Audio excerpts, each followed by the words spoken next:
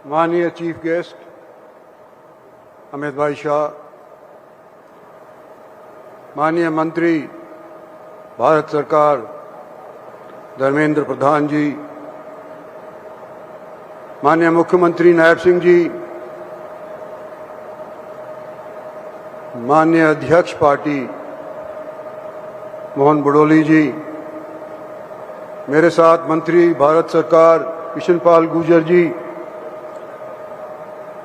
मंचासीन सभी वरिष्ठ पार्टी के पदाधिकारीगण, मंचासीन सभी मंत्रीगण,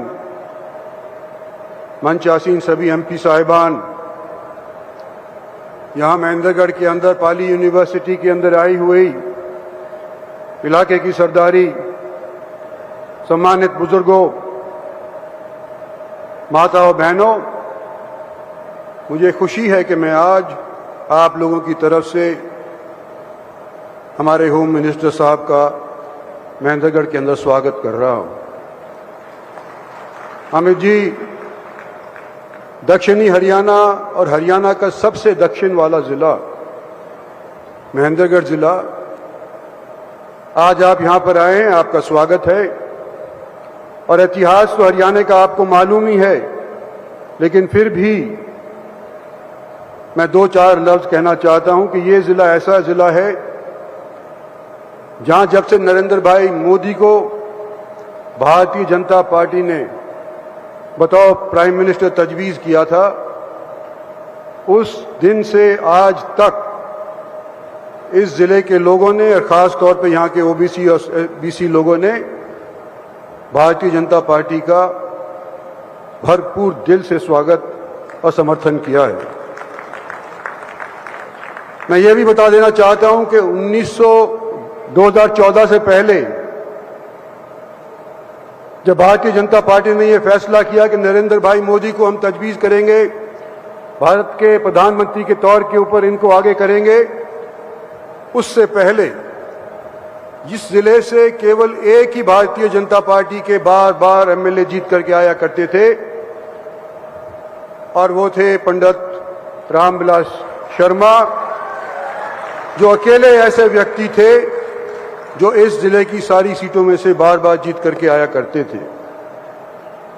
लेकिन जैसे ही 14 का चुनाव लोकसभा का संपन्न हुआ और उसके तुरंत बाद जब हरियाणा का चुनाव हुआ, इस जिले ने सारी की सारी सीट भारतीय जनता पार्टी की झोली के अंदर डाल दी 2014 के अंदर। और पहली मर्तबा हरियाणा के अंदर भारतीय जनता पार्टी अपने खुद के बलबूते के ऊपर सत्तासीन हुई। 5 साल शासन चला और 19 के अंदर जब दोबारा से केंद्र के अंदर भारत सरकार को नरेंद्र भाई मोदी को 304 भारतीय जनता पार्टी के एमपी मिले, तो हमारी नफरी 47 से घट करके 40 पर रह गई। लेकिन फिर भी जो और जिले थे उनसे अव्वल हमारा समर्थन इस जिले का रहा है। ये जिला और खास तौर पे यहाँ के ओबीसी और बीसी, जब से नरेंद्र भाई मोदी प्रधानमंत्री बने हैं, भारतीय जनता पार्टी में आस्था रखता है और रखता आया है।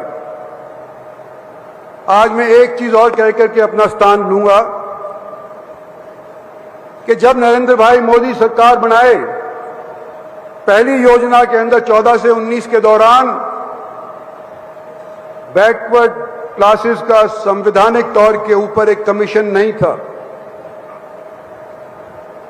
बैकवर्ड क्लास के लोग अगर कुछ गुजार करना चाहते थे भारत सरकार से, एसटी एससी कमीशन के मार्फत उनको गुहार लगानी पड़ती थी। और जो उस टाइम के अंदर 14 से पहले ओबीसी का दर्जा था, नॉन कॉन्स्टिट्यूशनल होने के बाद वजह से पूरा महत्व उसको नहीं मिलता था। नरेंद्र भाई मोदी एक ऐसे प्रधानमंत्री हैं और जिनकी सरकार में हालांकि हमारे अमित भाई शाह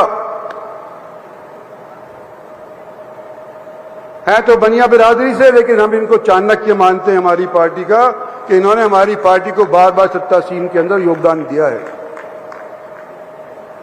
साथियों, ये बैकवर्ड क्लासेस कमीशन का संवैधानिक दर्जा हमारी पार्टी के वजह से बैकवर्ड क्लासेस को सारे देश भर के अंदर मिला है।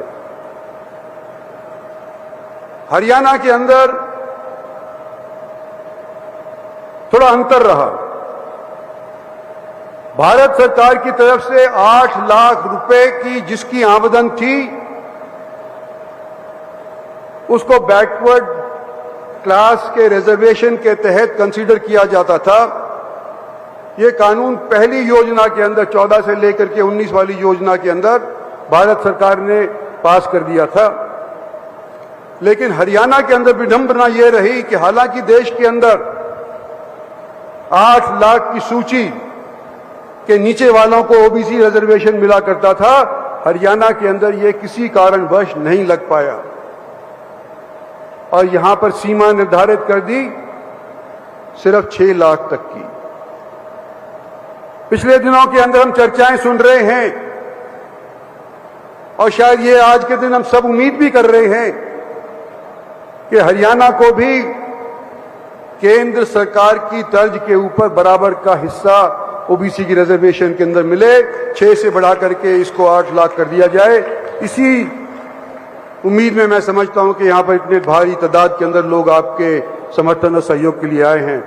मैं ज्यादा नहीं बोलना चाहता, सब हम आपकी बात सुनना चाहते हैं। आपका बार बार यहां पर स्वागत है। धन्यवाद और जय हिंद।